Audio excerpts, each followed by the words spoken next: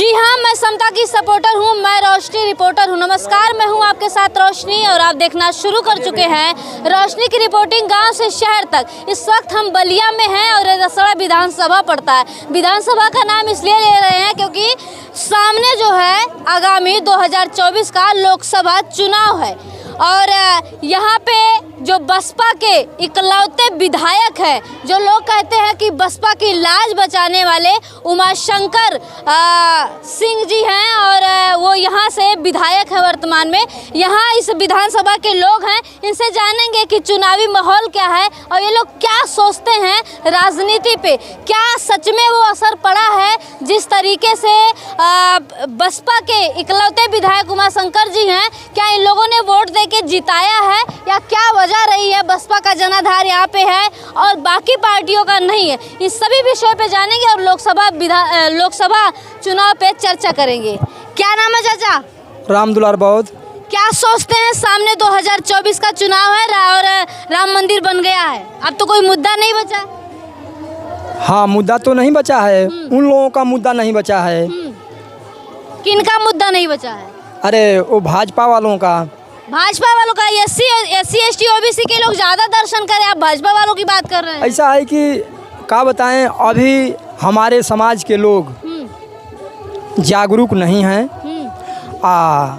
उन लोगों को जागरूक करने के लिए हम लोग यह कार्यक्रम चला रहे हैं। राम राज आ गया भैया, क्या कहेंगे? राम राज तो नहीं आया है, जहाँ तक मेरा सोच है।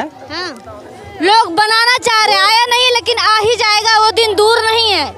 जिस रामायण की, जिस राम राज्य की पद्धति की बात किया जाता है, उस राम राज्य में किरदार जो निभाया है, चाहे जिसका सुंदर छवि है, वो भरत हैं। भरत अपने भाई को पूरा राजपाट सौंप दिया और राज्य पर नहीं मिलते हुए भी नहीं बैठे और राजा राम भी उनको मिलते हुए भी तमाम घटनाएं, तमाम अपने पत्नी को छोड़े, अपने बेटे को नहीं पहचाने, अपने बेटों से लड़े और राज्य के लिए तमाम चीज़ें किए। इनसे तो सुंदर वो लोग हैं कि जो राम राज्य ना रहते हुए भी एक दूसरे पर दया करते हैं। आज के जनरेशन में जो है राम राज्य जय श्री राम करके लोग मर्डर कर रहे हैं। अपने भाई का भाई एक बित्ता के लिए, ज़मीनों के लिए वो मर्डर कर दे रहा है। उससे तो सुंदर वो भरत था जो अपना पूरा राजपाट अपने भाई को दे दिया था। वैसा मुझे भरत वाला राज चाहिए। हम लोगों को ये बौद्ध वाला राज चाहिए, राम राज मुझे नहीं चाहिए। अच्छा, राम राज से मैं नहीं संतुष्ट हूँ। इस रसड़ा विधानसभा से जो विधायक हैं उमाशंकर जी हैं, लोग ऐसा कह रहे थे उस टाइम और आज भी कहते हैं कि बसपा की लाज बचाने वाले इकलौते विधायक उमाशंकर जी हैं। आप लोग क्या सोचते हैं उस विषय? ये तो सभी लोग जानते हैं। आज के डेट में, पहले के डेट में जो ये कुछ बातें होती थी कि ईवीएम का कमाल था, लेकिन आज बड़े पैमाने पर पूरा देश इसको देख रहा है। और ये उमाशंकर सिंह की बात है तो कहीं कहीं सीटें छोड़ी गई जो ईवीएम के माध्यम से, कि इनको छोड़ दिया जाए कि जहाँ पे दाग न लगे कि पूरा का पूरा इन्हें सीट मिला। बीएसपीओ का चाहे मान लीजिए और लोगों का वोट कहाँ चला गया, ये सब ईवीएम जानबूझ के जिताया गया। जी, जानबूझ करके जिताया गया। अच्छा, लोग कह रहे थे कि उन्होंने काम किया है यहाँ पे, इस विधानसभा में इतना अच्छा काम किया है जिसकी वजह से वो लगातार विधायक रहे। हाँ, काम तो किए हैं, बहुत खूबसूरती से काम किए हैं और सारे मजहब के लोग उनको मानने वाले हैं। वो जीरो ग्राउंड पे काम करते हैं। इस चीज़ों को हम लोग मानेंगे और जानते भी हैं। इसी चीज़ों के आधार पर उनकी सीट छोड़ी गई, नहीं तो उनकी भी सीट छीन ली जाती है। अच्छा, आप किस पार्टी से ताल्लुक़ रखते हैं? हम रखते हैं भीम आर्मी आज़ाद समाज पार्टी से। आज़ाद समाज पार्टी का तो दिन अभी बहुत दूर है। जी, दिन दूर हो उससे नहीं मतलब है, जो उसकी खूबसूरती है उसको देख करके मैंने ज्वाइन किया। क्या खूबसूरती? खूबसूरती ये है कि वो जैसे बहुत लोग हैं, अन्य पार्टी के लोग हैं, अपने समाज के भी लोग हैं। कुछ लोग कहते हैं कि ये तो आरएसएस का एजेंट है, लेकिन ये सभी लोग जानते हैं। सभी लोगों को मैं आपके माध्यम से संदेश पहुंचा देना चाहता हूं कि आज के डेट में भाई अगर किसी भी पार्टी में जाएगा तो उसे मंत्री बनाने से कोई रोक नहीं सकता है, आज अगर भगेगा तो। लेकिन वो अपने कौम के लिए जो लड़ रहा है, जितनी मजबूती से बात को रख रहा है, जहाँ तक मुझे अनुभव कि कोई नहीं रख रहा है। आज जहाँ भी है, हर किसी अन्याय के जगह पर पहुँच करके जीरो ग्राउंड पर काम कर रहा है। उसके जैसा ऐसा मुझे मजबूत कोई दिखता नहीं है। एग्जाम्पल मैं देना चाहता हूँ कि पेड़ अगर उग जाता है, फल खिलता है, फल का हम स्वाद लेते हैं, फल सूख जाता है, तो क्या मैं दूसरा पेड़ नहीं मजबूत लगा सकता हूँ?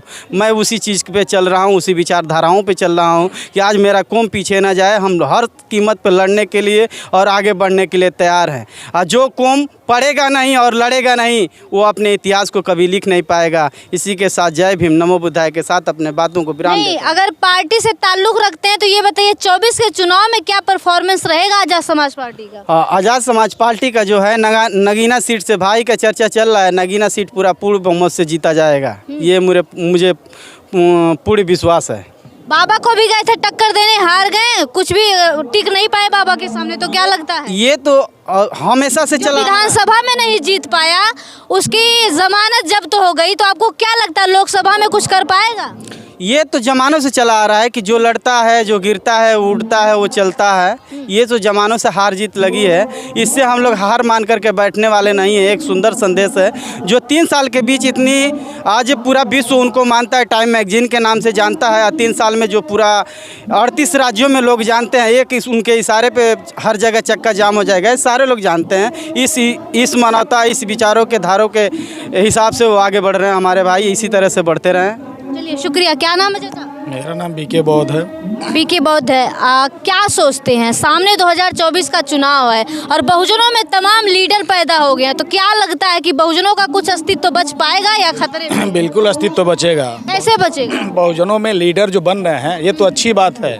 सारे लोग मिल के काम करेंगे तो आगे उसका प्रभाव पड़ेगा ही पड़ेगा।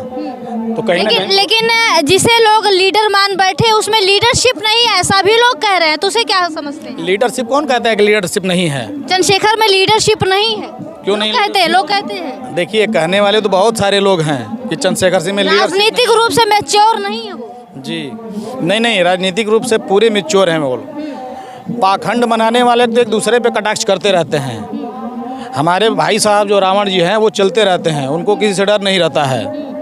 हाथी चलती है, कुत्ते भौंकते हैं, वो जोर शोर से आगे बढ़ते हैं। अच्छा, बहुजन समाज पार्टी पे क्या सोचते हैं आप लोग? इसी विधानसभा से हैं जहाँ से इकलौता विधायक आपका है। देखिए, बहुजन समाज पार्टी पे बहुत ही अच्छी सोच है उनकी। ऐसा नहीं है कि वो आज़ाद समाज पार्टी बना के वो अलग है, ऐसा कुछ भी नहीं है।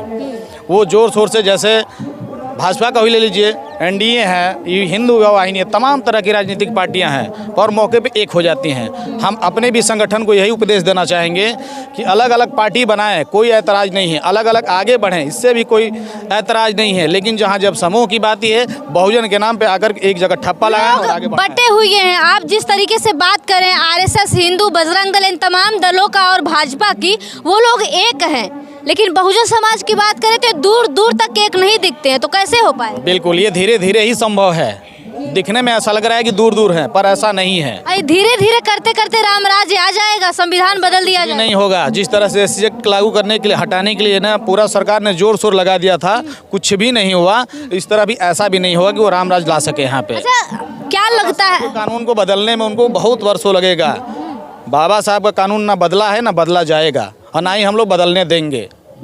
जी, सेंगोल जो है लगा दिया गया, आपको क्या लगता है? ऐसे तमाम चीजें जो है धीरे धीरे करके परिवर्तित हो रही हैं और आप लोग कह रहे संविधान नहीं हटेगा, कैसे?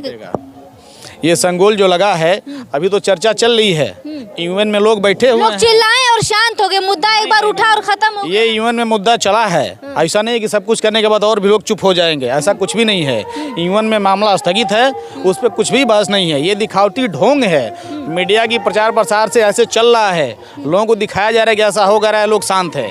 आप खुद जानती हैं कि आपको छोड़ करके तमाम तरह की जितना भी मीडिया है, वो हर प्रकार से कहीं ना कहीं केवल भाजपा का ही सपोर्टर बनती है। उनको सबका काम करना चाहिए, क्योंकि मीडिया हमारी चौथा स्तंभ होती है।